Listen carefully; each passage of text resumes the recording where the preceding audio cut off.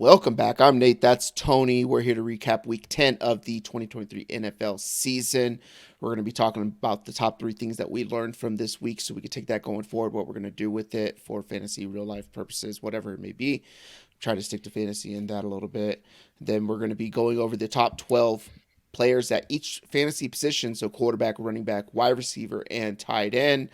Drafting our top 5 game winners. These are plays that are game winners across the length and history of sports in honor of the league record, which turned into 6 on Monday Night Football, games being decided by walk-off field goals. So we're going to go with that. We'll leave you with a rant or a rave banger of the week. But first, as always, Tony, what is top of mind for you? 2 things, Nate. Two things. The goddamn Buffalo Bills, their losses this season, where they were heavily favored, has cost us over 15 units in our picking winners total, the other show. And that's like, I think for me, 75 or 80% of what I've lost. It's similar for you. The other thing, can we go back to week 1 or week 2 of this season and rescind our national anthem deal anytime these damn kids beat us in TacoCorp? I think we're up to like 5 people. The whole league's going to have to sing it. Yeah, so what Tony's talking about for people who are new here is this year in our fantasy draft, we drafted for the first time live in person, and that was the rules. There was going to be no call-ins unless you're an out-of-towner. So those people were on video drafting live with us. We weren't doing it online. We had a draft board, everything, right? Putting stickers up on the board. One of the guys didn't show up. He had the number 1 overall pick. No communication. I still haven't heard from him. It's 2.5 months into the football season. I refunded his money because he paid and everything. Said, hey, went the way, not a thumbs up, no nothing, right? Just let it happen or whatever like that. He's in another league that I'm in too, which is kind of weird because I see him make moves. But so we're down a person. We had nobody here to draft, so we chose my 9-year-old daughter who was here and her friend who's 11, who's the son of another guy in the league, and let them draft a team. And in having them draft a team, we came up with the rules for it, and the rules were no one is allowed to help them draft. There's no guidance given to them. You got people with computers, phones, cheat sheets, everything that they're drafting with. Kids were not allowed to use any of that. And they went Patrick Mahomes 101 overall, right? My 9-year-old daughter thought she was drafting a Madden team. After I told her it was fantasy football, she said, what is that? Right? Now she loves it and she's all about it and all that kind of stuff. So is Carson, the kid that she's playing with. But they did that. They drafted Josh Jacobs and Jonathan Taylor at the turn. They end up with Ayuk, Kyle Pitts, DeAndre Hopkins, Tyler Boyd. Their team is just stacked, and they knew nothing. About 3 rounds into it, they decided they were going to look on their phone at who are the best players in the NFL, not knowing this was fantasy football, and just started drafting off of that. And they're in contention for the playoffs, Tony. And what Tony's talking about specifically is I just got beat by my 9-year-old daughter this week. And that's my top of mind coming into this week because it just happened last night. I had Cortland Sutton, and I lost by less than 3 points last night. Cortland Sutton fumbles, -2 points. And on the final drive of the game, man-to-man coverage, he runs a slant up against the Bills. I don't know the dude's name. I should have looked it up and been more prepared, but the guy is just as tall as Cortland Sutton playing defensive back who was guarding him. Cortland Sutton runs a quick slant. Ball hits him right in the hands, dropped like a brick. Mm-hmm. And I lose my fantasy matchup. My daughter didn't even know late at night because she went to bed at halftime. That's her bedtime right around halftime. When I woke her up this morning, I was like, hey, I'm sorry. And she's like, what are you sorry about? I won by 2. She had already been awake, checked the score, and watched the second half of the football game by the time I woke her up at 6 a.m. So good. I haven't heard the end of it yet. She's been giving me shit all day about it.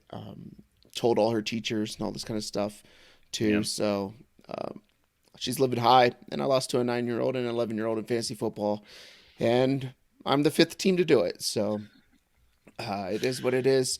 I'm proud of my daughter, though. It's kind of nice.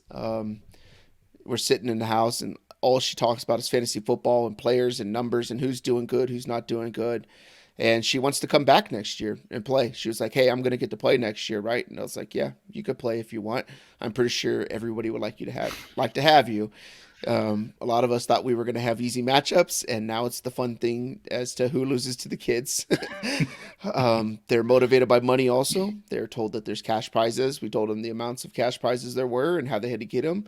And they're determined to take down those things. They spent their entire Wow. fab on Jerome Ford once Nick Chubb went down. They got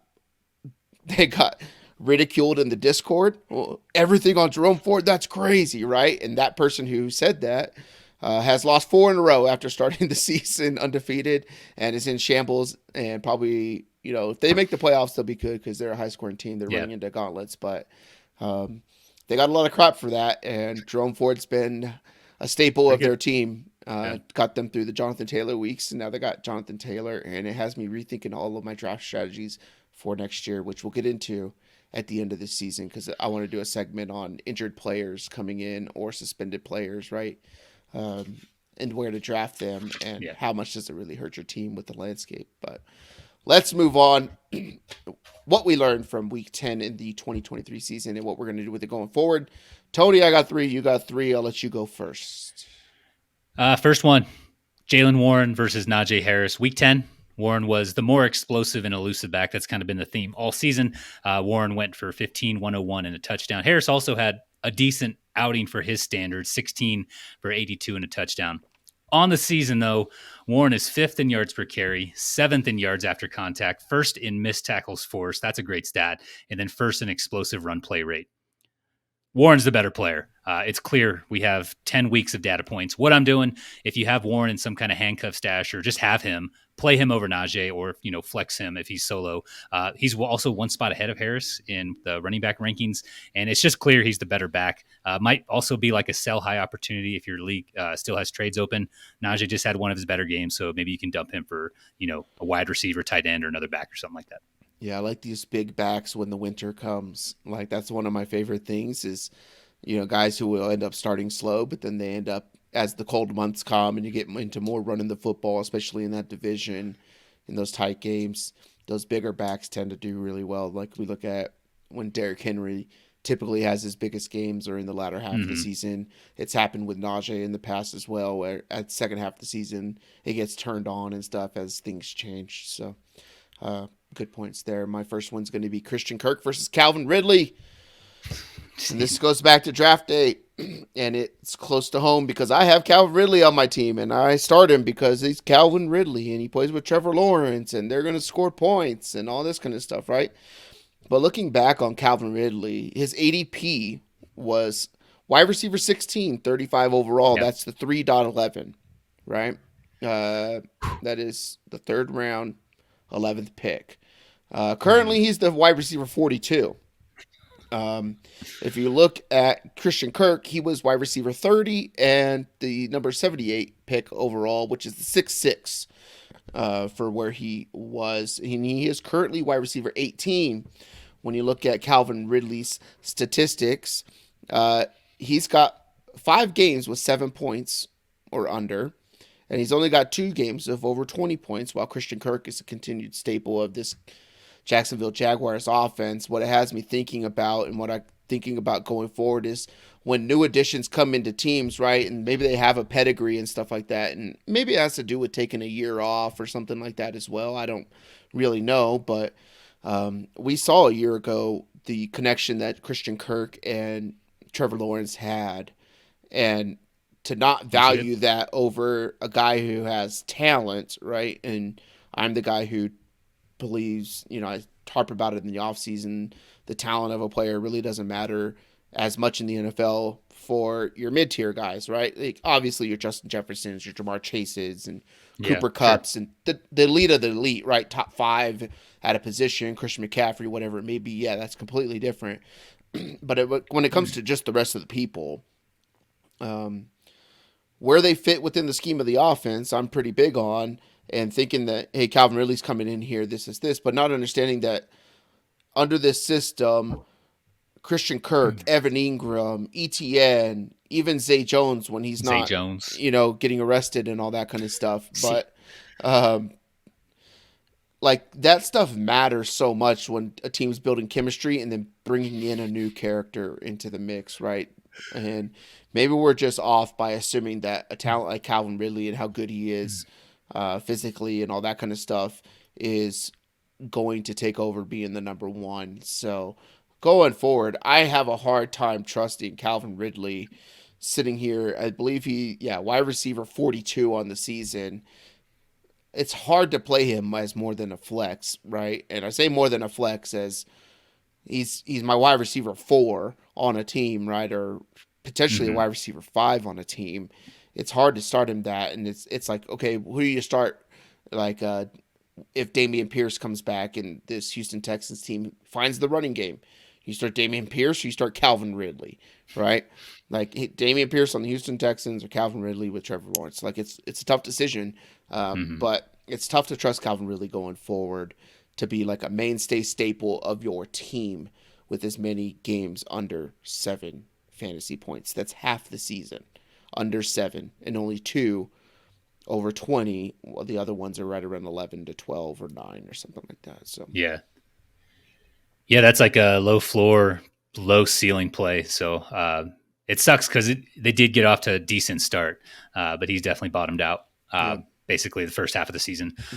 and then some. My second one, we have been so desperate over the years to find tight ends outside of Travis Kelce, Mark Andrews, those types, to be consistent fantasy, DFS, or just prop betting options. I think we have a few guys we can ride into the future, not in like a gross way, Nate. Sam Laporta, tight end 5 on the year, averaging about 14 PPR points per game. TJ Hawkinson, obviously, I think he's the tight end 1 right now, averaging like 14 and a half points per game. Trey McBride, he has 3 tight end 1 performances in the last 5 weeks. Caught 8 of 9 targets for $131 against Atlanta on Sunday. Kyler's back. We're going to speak to that later. Jake Ferguson, tight end 12 on the year, averaging about 10.4 points per game. Kind of stepped right into that Dalton Schultz role and is excelling. What I'm doing with that is starting those guys, obviously, without question, and then using them as DFS options.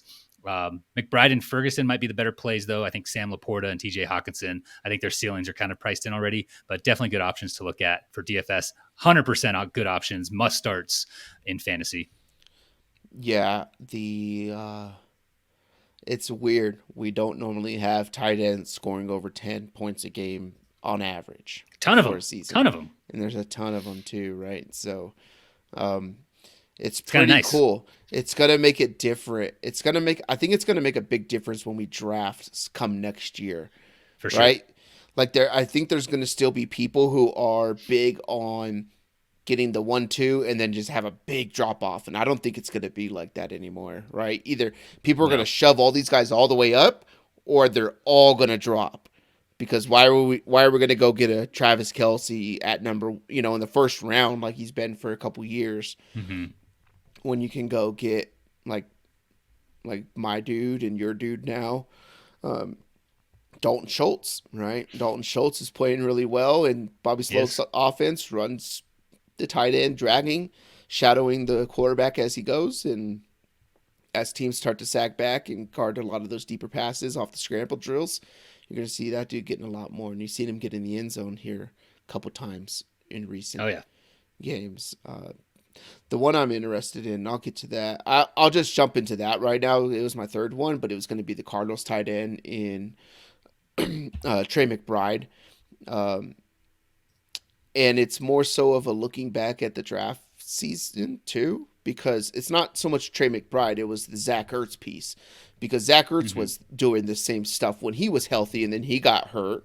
Zach Ertz is looking like he's going to come back fairly soon. I don't know if they're going to bump him in or Trey McBride, right? But with Josh Dobbs, we're seeing that when Josh Dobbs loves the tight end, like TJ Hawkinson is, just blew up the last 2 weeks too, having Feasting. him, Yeah. and some of that to do with Justin Jefferson being out and Addison being banged up or Osborne being out and all that kind of different stuff happening with that team, but.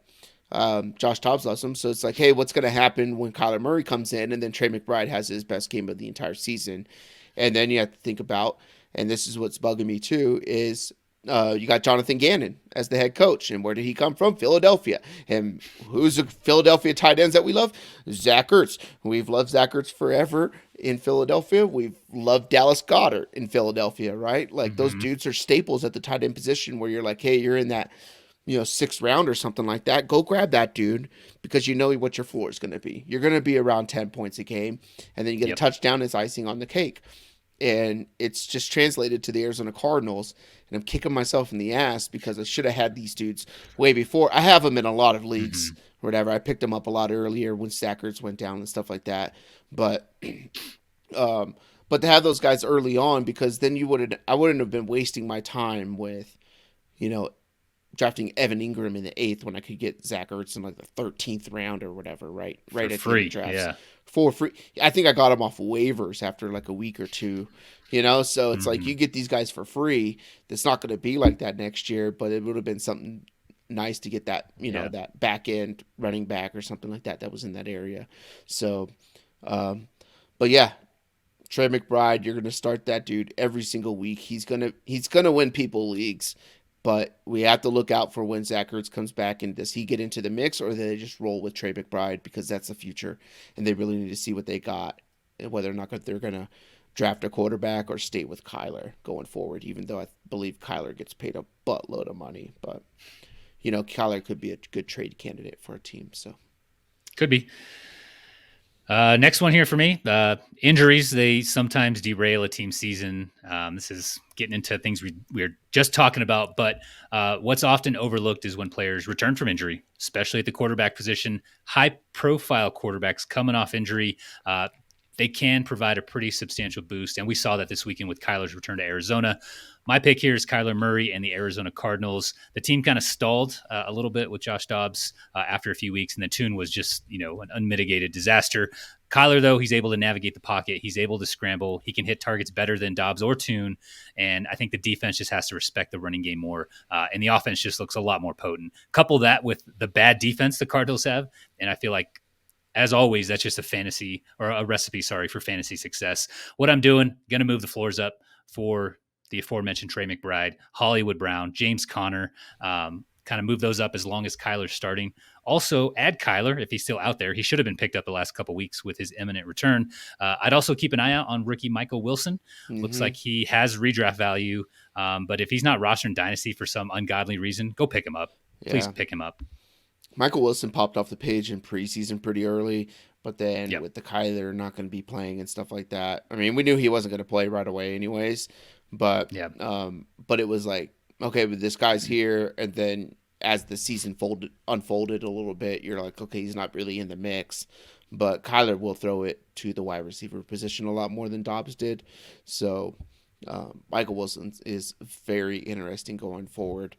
Especially playing in the NFC West. So, Oh, yeah. the only team you got to be concerned about really is the 49ers. The Seahawks are on their downturn, as they always do near the end of the year. So, yeah.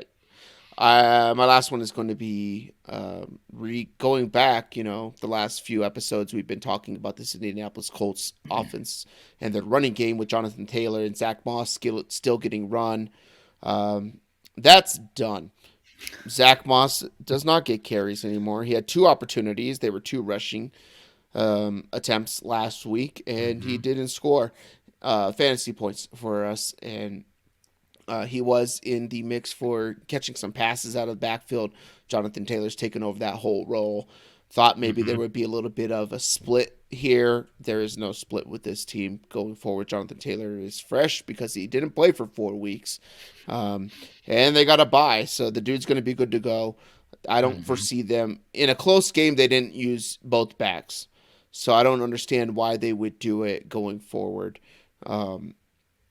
They did use Zach Moss a little bit before in some situations like 2-minute drill and when they were down in passing situations and stuff like that. He's not even on the field.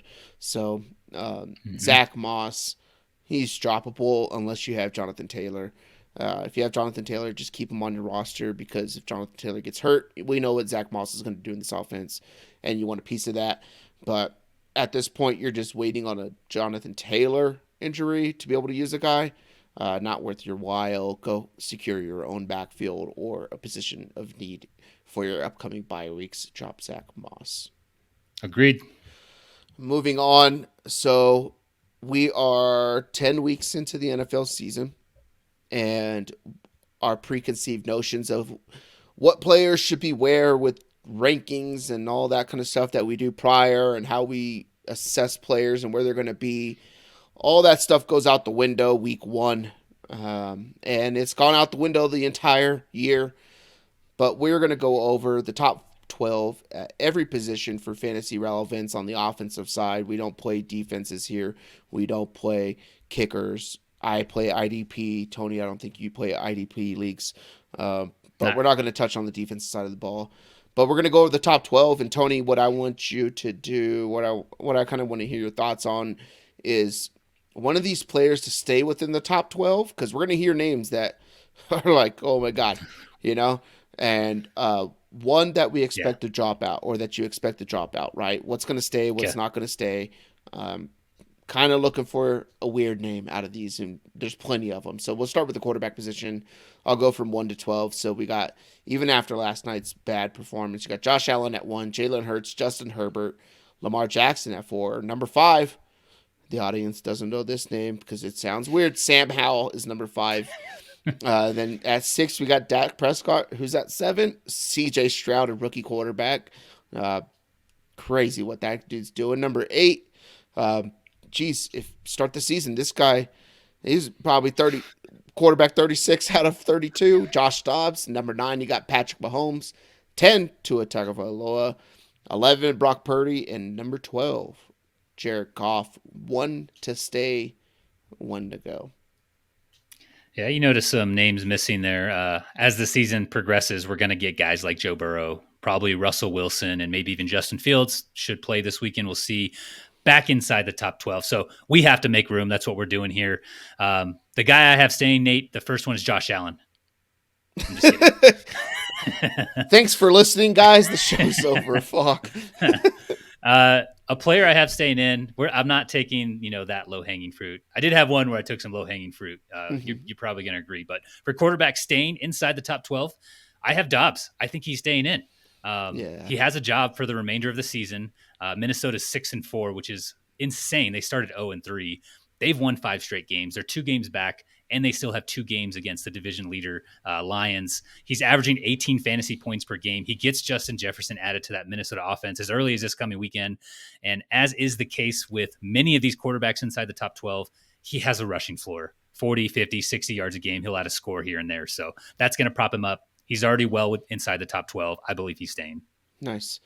Do you want my leaving as well? Yeah, what about the drop out? Okay, I'll give you – sure. So this was tough for quarterback, trying to kick one of these guys out. I settled – you're not going to like this one. I settled with Jared Goff. I have nothing against the Detroit offense, but they are establishing the run with Gibbs now, and Monty. Both those guys are going. So I feel like they don't need Jared Goff to throw for 300 yards a game. They don't need him to throw for 3 touchdowns. They have other options. And then the opposite of guys like Fields, guys like Lamar, guys like Dobbs is Jared Goff gets nothing on the ground. He's a 0 for any type of rushing value. So that's just going to push him down naturally. And yeah, he's already on the bubble. So maybe this is low hanging fruit as well, but I have Goff exiting the top 12 as the season progresses. The crazy thing about Jared Goff is looking at the rest of their season, they only have one more outdoor game, which is wild because there's 7 more games. So they play the Bears at home, Packers at home, at the Saints indoor, but then they play at the Bears, which whatever, they're going to blow that team out. The home against the Broncos, at the Vikings, at the Cowboys, home against the Vikings. So Jared Goff gets, 6 of his last 7 to be indoor, which is pretty wild, but I agree there too. So most of those games, though, he's not going to need to do much. I think they're going to smoke the Bears without having to throw for 250, 300 yards. Yeah. It'll just be too easy on the ground. Yeah, it's weird to see. You would think that Tua would be way, way higher up the charts, but he's sitting at 10 right now. A lot of that's touchdowns, right? They run the hell out of the ball. They're a running team. So it's kind of weird to see all that flash and dazzle and what Tyreek Hill's doing from his standpoint as a wide receiver, and Tua to be down there. But yeah, I agree. I think Brock Purdy could drop out, but he's also a guy who could easily stay within it too, as long as the offense stays healthy. So, running back number 1, we got CMC. Obviously, I don't know the difference between him and Mostert, but it is outrageous how many more points. I forget what I had the number earlier and I didn't write it down, but I mean it's a Mm-hmm. whole nother position. Like it's like 40-something% more points. Damn. Raheem Mostert at number 2, Travis Etienne 3, Josh Jacobs at 4, which wild because they had such a slow start. Alvin Kamara at 5, the number 6. Who's the number 6? Brian Robinson. Not Bijan Robinson, Brian Robinson from the Washington Commanders, who throw the ball 45 times a game. That's crazy. Excuse me. Kenneth Walker at 7. Number 8. People are going to hype this guy up after, but it's such a bad thing that this guy's in the top 12. And it's Rachaad White. He was like a fantasy darling in the preseason. The only thing that's keeping him there is the dude's caught like 4 passes that go for like 60-something yards and a touchdown. Mm-hmm.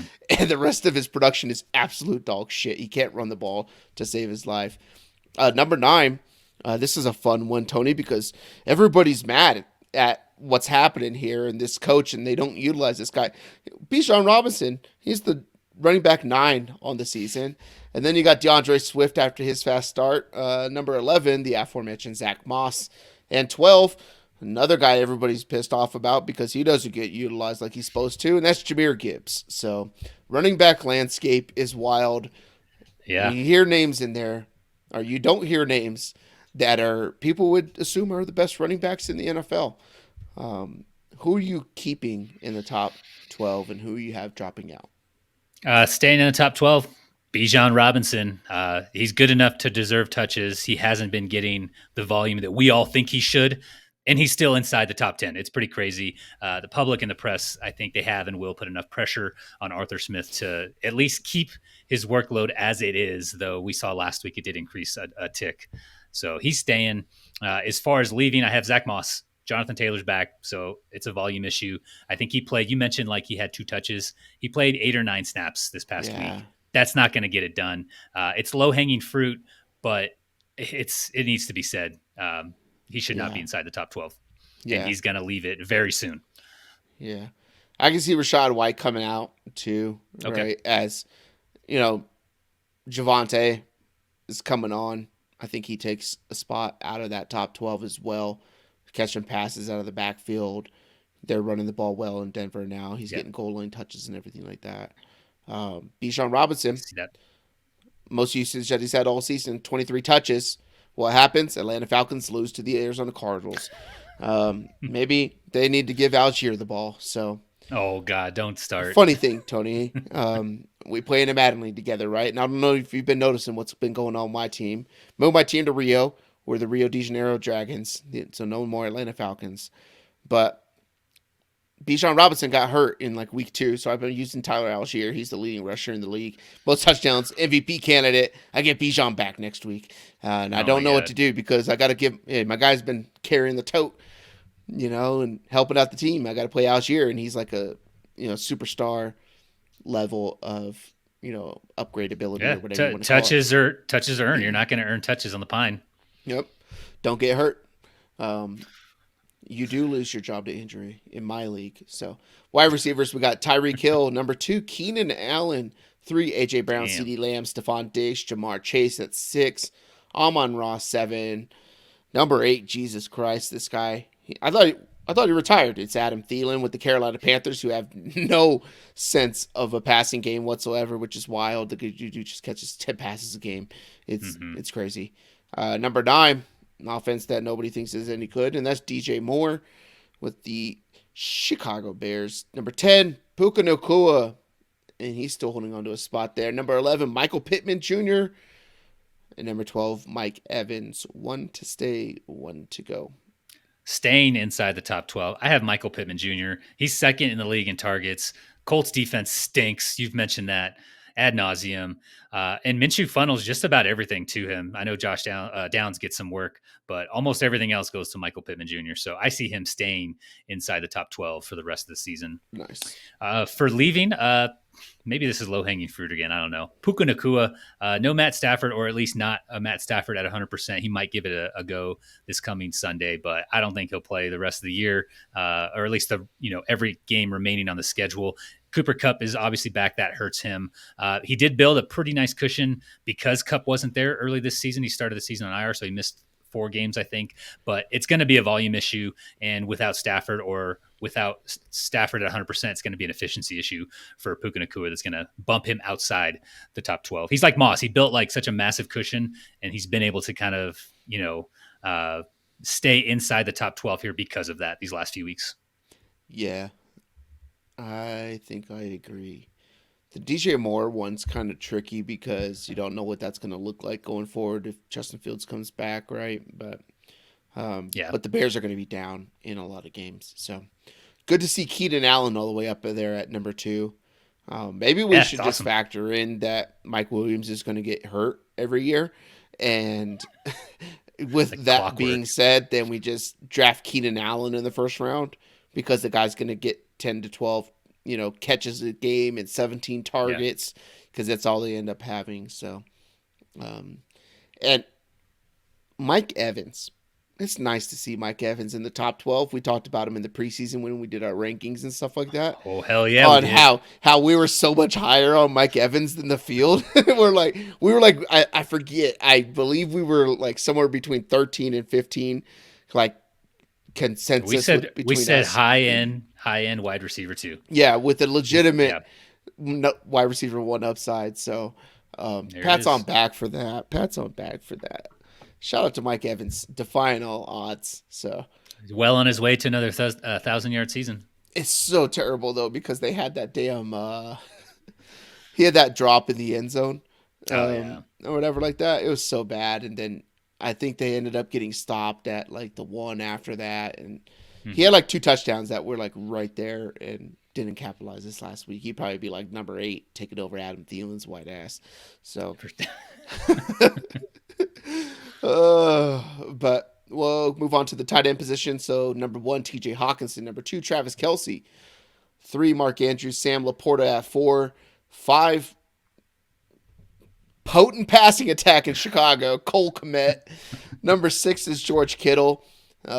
Number 7, we mentioned him earlier. That's Dalton Schultz. We had him pretty damn high in the offseason. I don't know if it was both of us. I know I was for sure. I think we were both in that top 12 for him and stuff like that. Evan Ingram at 8. Jake Ferguson 9. One of our look ahead, keep on the radar tight ends in that preseason talk. Dallas Goedert at 10. And that's after being injured. Now Logan Thomas 11, and the best tight end in the land of the Southeast Conference in Atlanta, Jonnu Smith. Who's staying? Who's going? Staying inside the top 12, I have Jake Ferguson. Not taking any low-hanging fruit here. I think he's staying. He stepped right in, with Dalton Schultz leaving, kind of picked up where Schultz left off. Again, we mentioned where he's at on the year, averaging over 10 PPR points per game. I like him a lot. The Dallas offense is pretty functional right now. I feel like they started out pretty incompetent, got some easy wins, but the offense seemed to struggle early on. I feel like they're in a good spot right now. So Ferguson, CeeDee Lamb, those guys are going to continue to feast, and that'll keep him inside the top 12.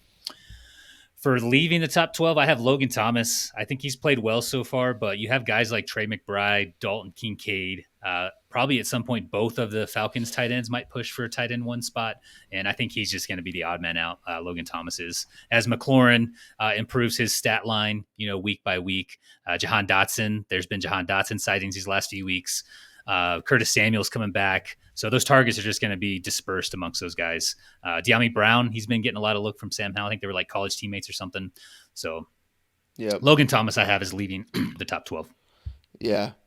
That was a hard one to think about because Logan Thomas, like, you got a quarterback who throws the ball 45 times a game. A lot, right? yeah. Like, you're going to have tons of opportunities and stuff like that, but they involve everybody there.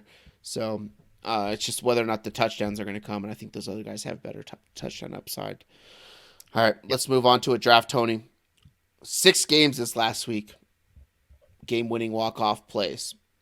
Field goals, to be exact. Finished by last night's. We're recording this on Tuesday night.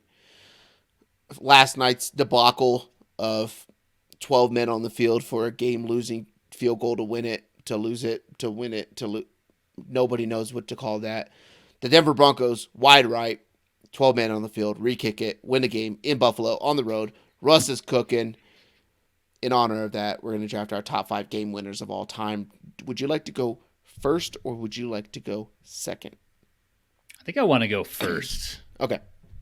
I think I want to go first because I I'm think not this will picking probably be one of your. It's one of them, but you're not going to. I'm not. It's not my number 1 or Okay. 2. It might be. It might be. No.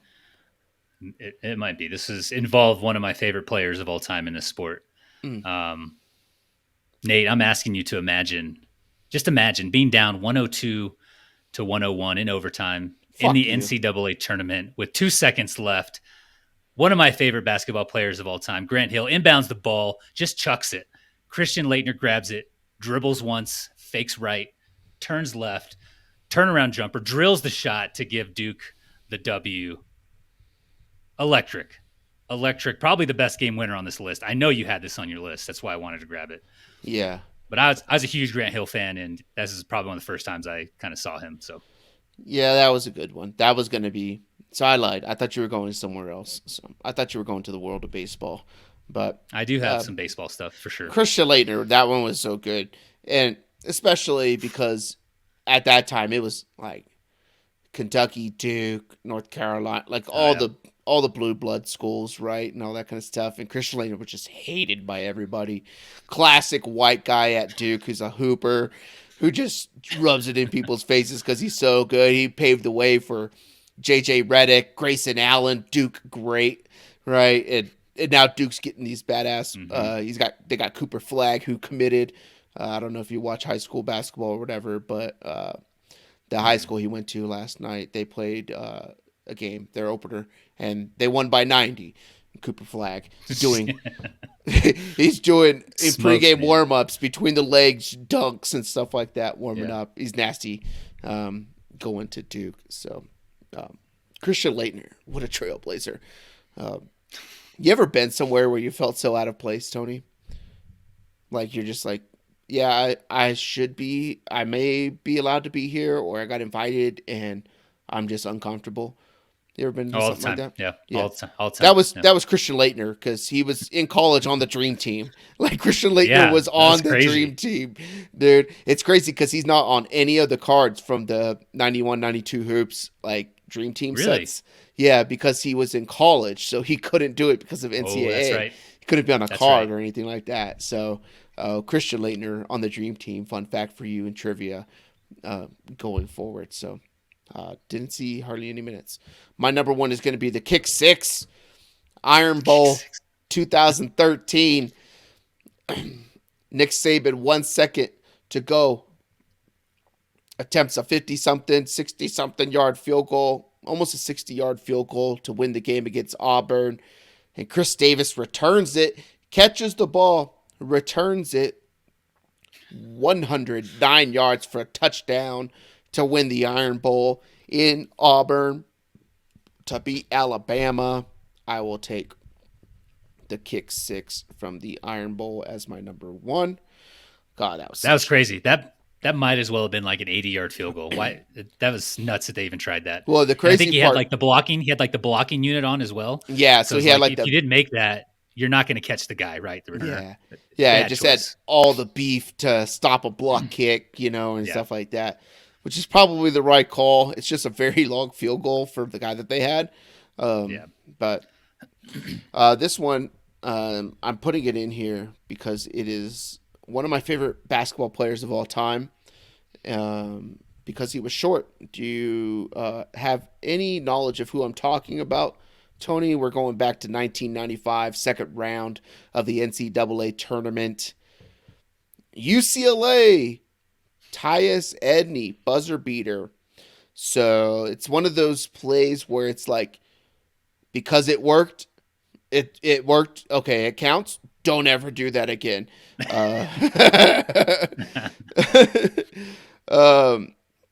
Really, he hits this crazy shot to end the game.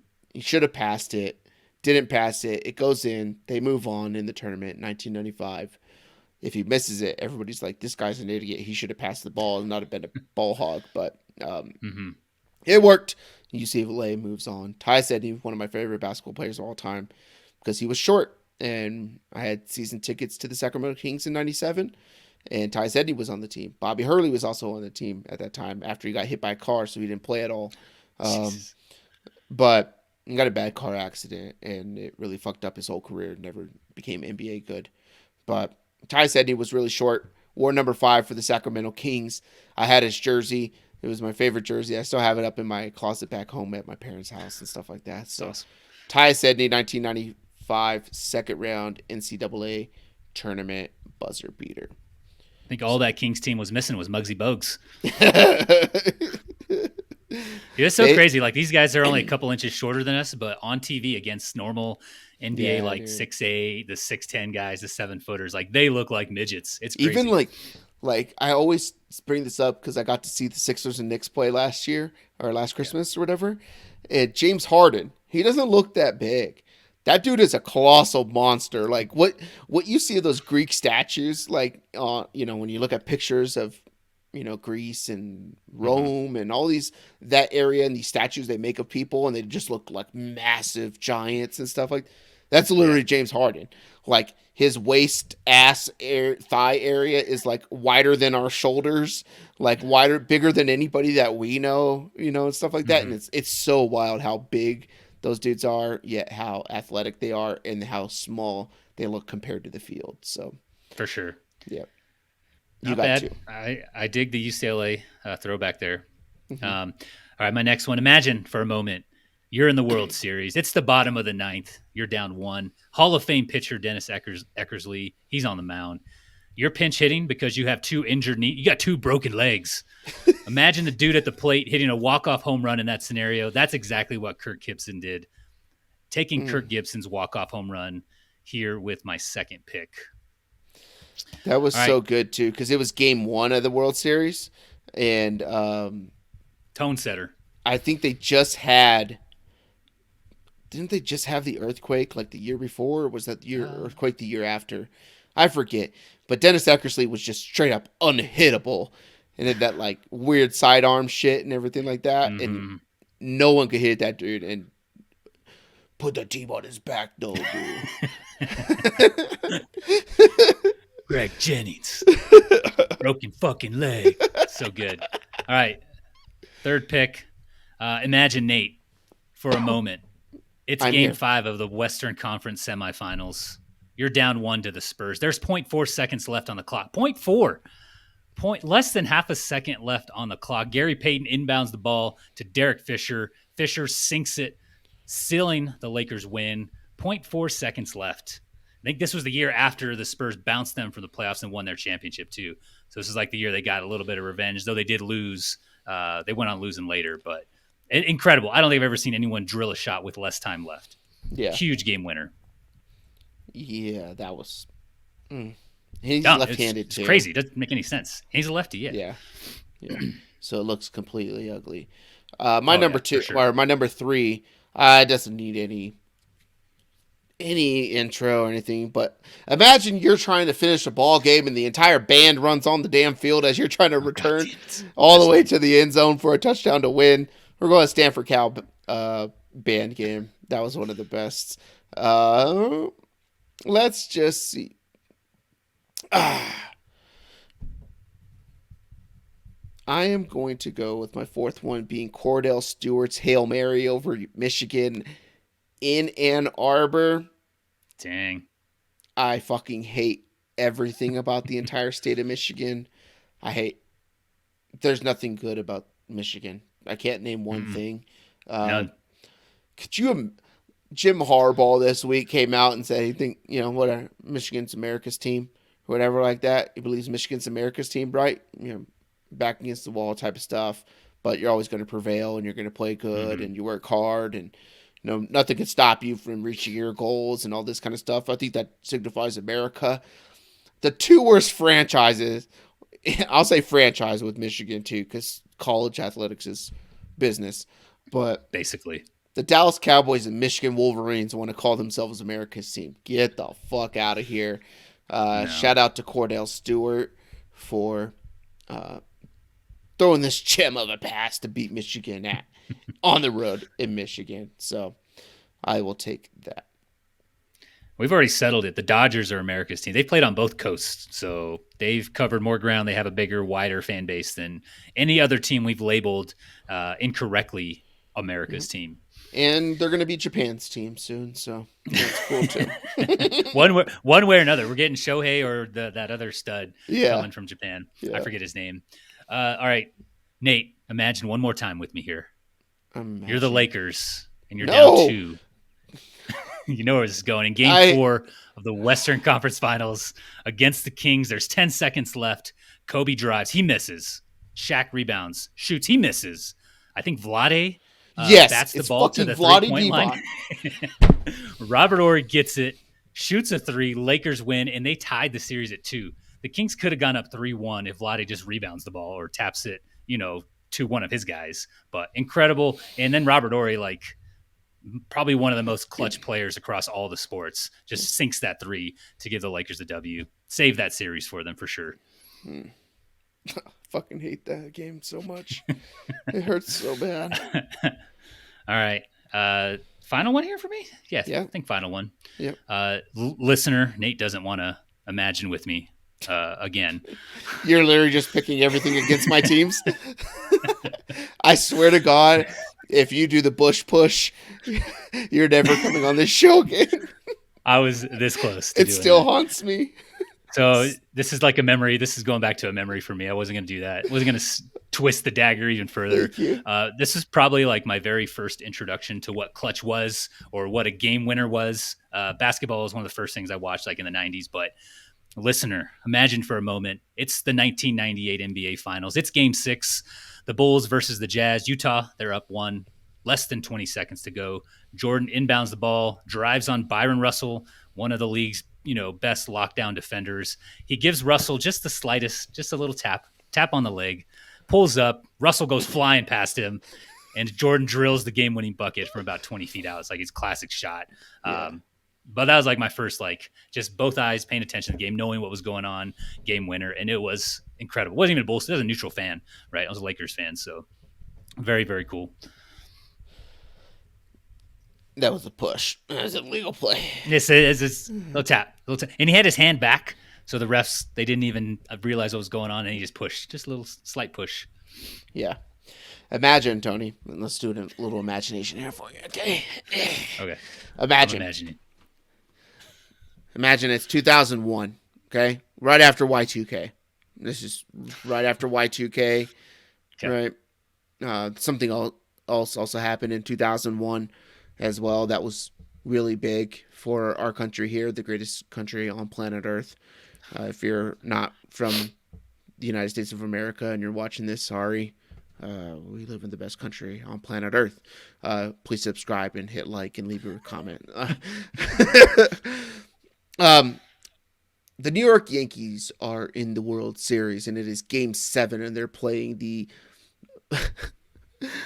fucking Miami Marlins. No, Arizona Diamondbacks. It's the Arizona Diamondbacks. Yeah. Arizona Diamondbacks.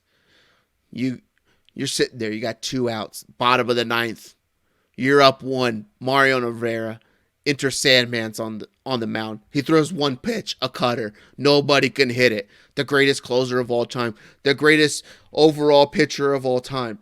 The greatest ERA of all time. Number 1 in every category. Phenomenal autograph. If you don't know Mariano Rivera's autograph, to this day, it's one of the sexiest autographs you can see on a sports card.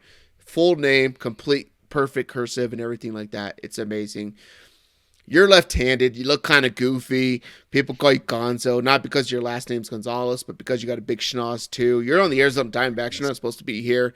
And then you poke one into right field for a walk-off win against the New York Yankees after 9/11. This is in October, right? October, November. So this World Series means everything to New York. Nope. Shove it right in New York.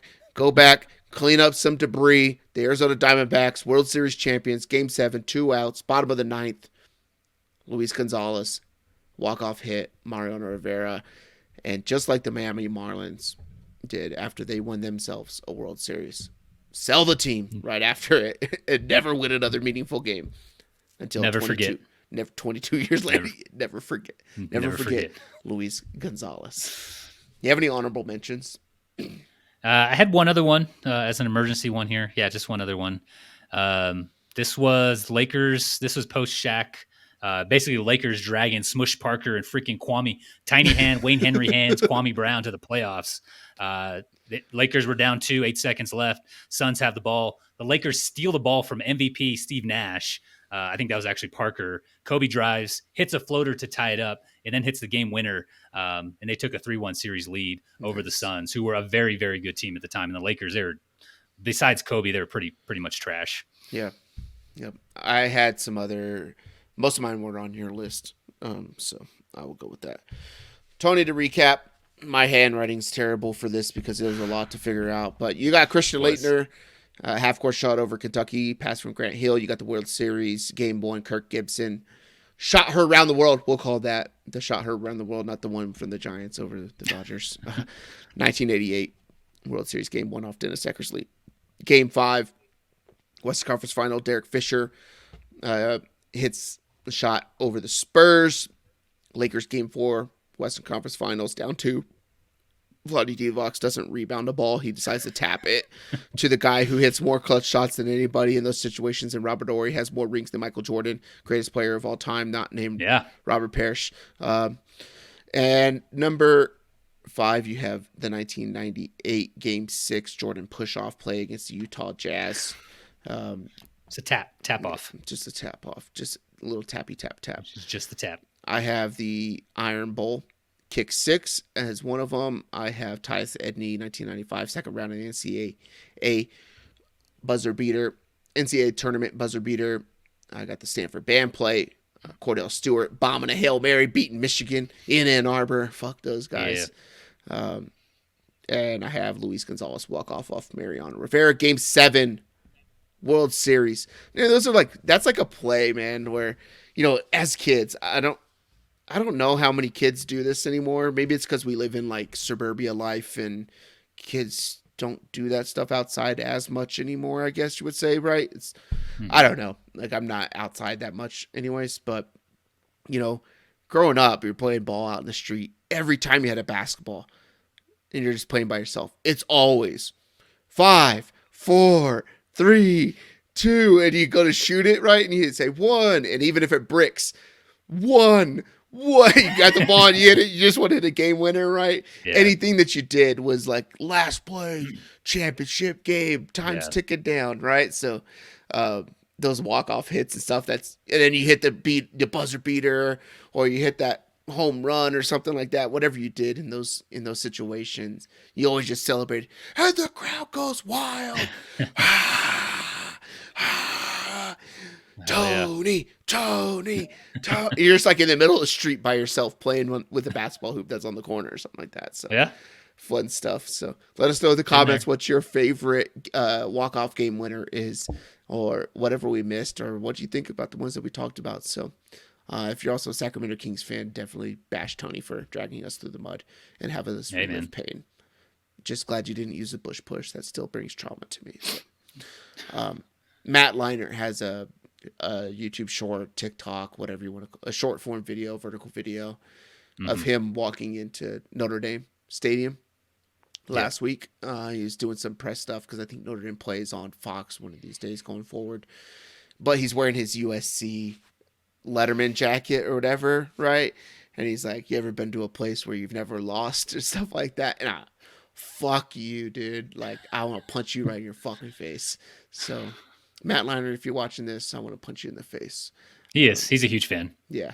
Thank you, Matt Leinart, for subscribing. Please like the video and share it with your friends. Let's move on to rants and raves, Tony, before we get out of here. You got anything to rant or rave about? I am going to rave. I'm going to rave about how awesome our nation's youth are, at least here in the Springs, within our kids' school district. We celebrated Veterans Day this past Friday at our kids' elementary school. They invited vets and active duty members to come in and parade or just kind of walk through the halls and give high fives to kids, or just be celebrated, I guess, or thanked for our service. Well, as we were walking, it kind of just started as hooray, yay, thank you.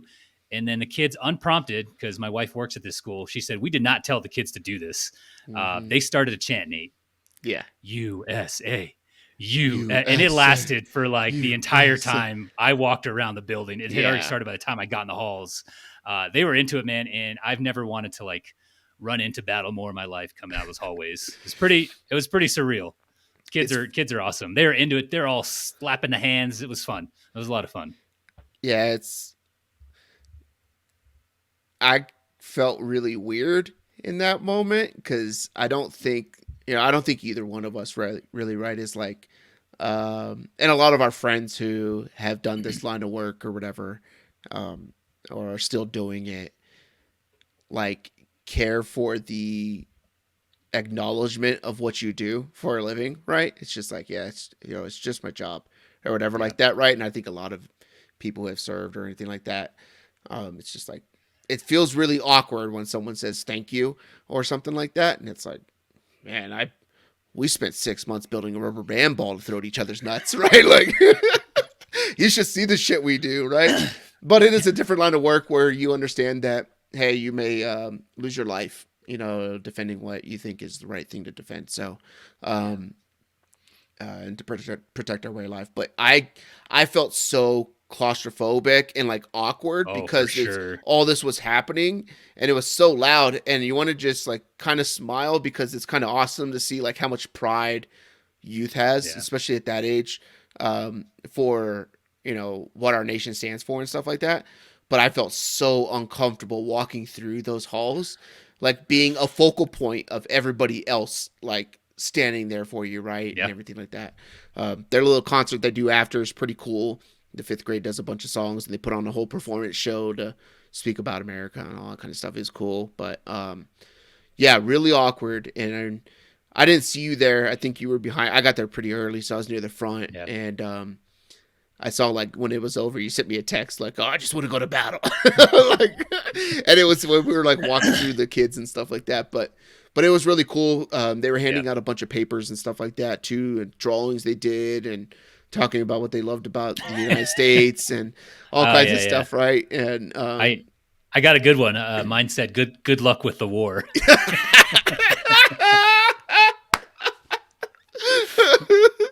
mine had Okay. mine. I mine had Russians. They wrote the road Russians with a circle and an X through it, and it was red, white, blue, and That's said right. USA all over it.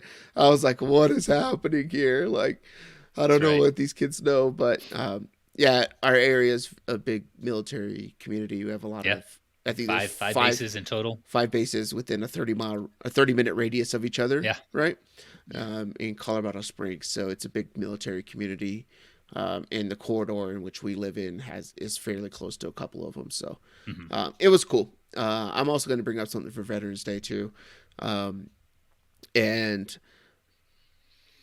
there's a lot of companies and businesses and stuff that put on sales, and there's a lot of restaurants that free meal for you and your family type of stuff, right? And that's all good and well, whatever like that. But I want to talk about a company. I posted a link into our Discord and our group chat or whatever like that, and this company's kind of helped me with a bunch of stuff personally too. But I want to give a shout out to Ramsey Solutions, the head person of the company, Dave Ramsey.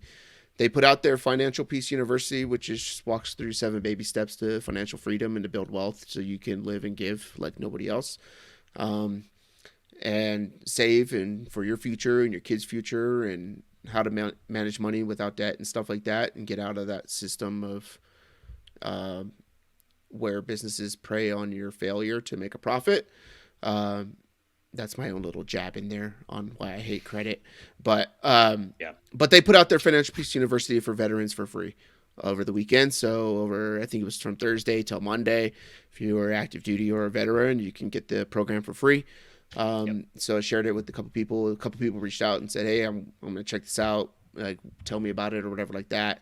And I think it's a really good thing. It's how I live my life without all that kind of stuff, and I have a lot more peace and less stress when it comes to my money. And economic times are weird. They can be hard for a lot of people, but I believe firmly, because I've done it myself as a single father who raises 2 kids by himself. Granted, I do get some child support, but helps with daycare, and that's about it. So Yeah. but I paid off $69,000 in 9 months, and Nice. I was not making $69,000. Um, I did not have 69 extra $1,000 in my budget from my primary job or anything like that, but well worth it. I remember you and your wife Tony were the first people I told. I forget what I did. I went over for something to your house or something like that, and I just said a number, and your wife looked at me like, "What?" And I was like, "That's how much I just paid off. It's been 9 months." And just want That's to thank you crazy. because you guys helped me, you know, that first couple months when I got here and stuff like that. So I wanted to share that with you, so that you guys know that you didn't just help out some bozo who's acting reckless now or anything like that, and your time was worthwhile. But shout out to those guys helping out people and doing good work and offering it Yeah, up for free that actually supports people's lives and their families going forward as well, and not just for one day. So yeah, I think we do some. I think this is a Ramsey thing. We do the envelope budget thing. You yep, stuff like however much you want to allocate to eating out groceries, or yep, groceries or gas. Like we stuff them at the beginning of every pay period or month, and then yeah, once that envelope's empty, that's it. That's when we stop eating out or going to movies, whatever it may be. yeah, But I think that's a Ramsey thing. We started a long time ago, so I can't really remember. yeah, yeah. They do like a envelope system and stuff, and it just helps you because you feel like they've done a bunch of studies, not them personally, but like actual doctors and psychiatrists and mental health experts and stuff on like how certain ways of spending activate certain pain centers of your brain. Mhm. So for you to use a credit card, it doesn't activate the same pain sensors as using handheld cash, right? Like you Mhm. don't feel it as much, right? The less friction you have in spending, which is why everybody wants less friction from a corporate standpoint because people spend more in that instance, right? You don't feel it as much, right? You feel it when you get a bill, but then it's kind of like off to the side or whatever. But when money's actually Yeah. coming out of your bank, so they recommend, hey, when you start out, budgeting or and all this kind of stuff. Say you got $600 for the month for groceries for you and your family. Stuff an envelope for $600, Yeah. and that's what you take to the grocery store. You're gonna go 4 times a month, once a week. Take $150. Yep. And when you get up to leave your cards and stuff at home. So when you get up to the cashier and if it gets over, you have 149 something, and you got your last thing there, or whatever it is, right? You got to put something back, man, because you just don't have cash, right? And it kind of Yeah. teaches you to manage your money a little bit better. But Yep. I'm a big fan of all their work that they do there. It's very practical for anybody. It's logical, and then you learn a lot about how the systems are built and how marketing works to keep people where they are, I guess you would say. So, um, but I also have a link that I'm going to put down into the show notes. So if anybody wants there, I have a link for it. You to use it for free as well too, so you can sign up. There you go. It'll guarantee you access to the full course, all of their audiobooks, and their premium package of their budgeting app, Every Dollar, where you can connect it to your actual bank account as well. So you can budget out, and then what it'll do is it'll track all your transactions. So as your transaction clears through your bank and your debit card, it'll load up in there, and then you got to allocate it somewhere, right? And it kind of forces you to Yeah. see where you're spending. I posted a picture on my Twitter, Tony, and I don't know if you saw this, but I was going through my budget stuff and I was allocating all my expenses for the last like 2 weeks or whatever. And I have a category that says things we don't need, and I literally budget zero for it, right? And kind of just comes out of the savings category. But 2 weeks into the month, and I had like 970 something dollars in this shit we don't need thing, right? And then you're looking at all the transactions, just like restaurants, right? $90 or $100. I like tipping, so a lot of times it's just Mhm. me and the kids. I'll just double my bill, right? Whatever. Here's a $40 tip or something. Thanks for taking care of Mhm. us. Um, and so it's like boom, $80 here, $30 here, $40 here, or Uber Eats $50 because of all the fees and all that kind of stuff, and they don't even deliver your Happy Meal.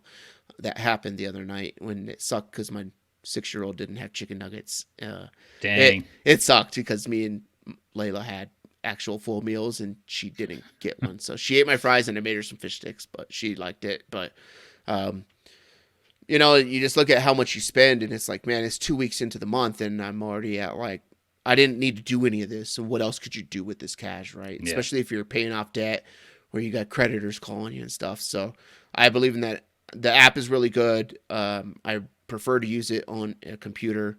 I think it makes it more business-like, and you have to really focus because the phone can have all kinds of distractions.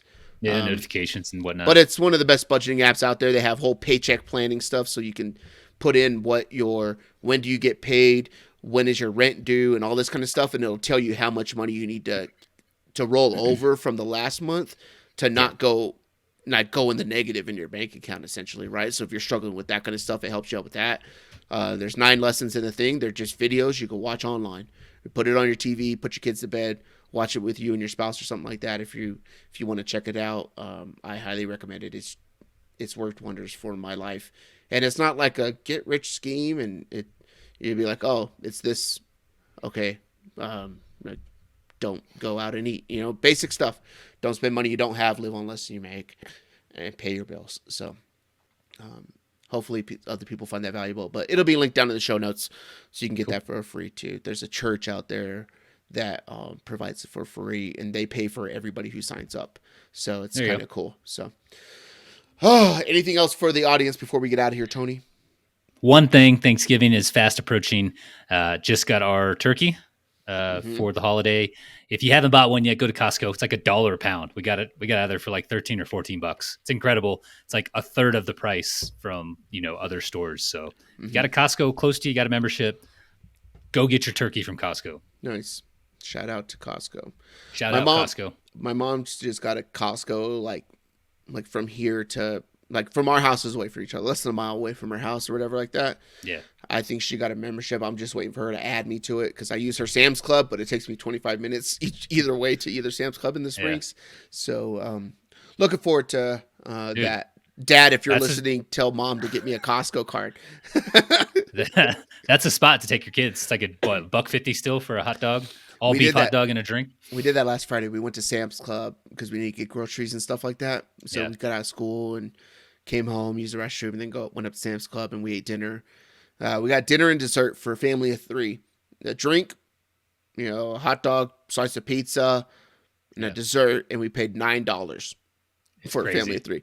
And it's crazy. Layla was like, bruh, why are we going to Texas Roadhouse? We could just eat here for $9. Yes. Why do we go to Red Robin? I'm like, yeah, we should just come here.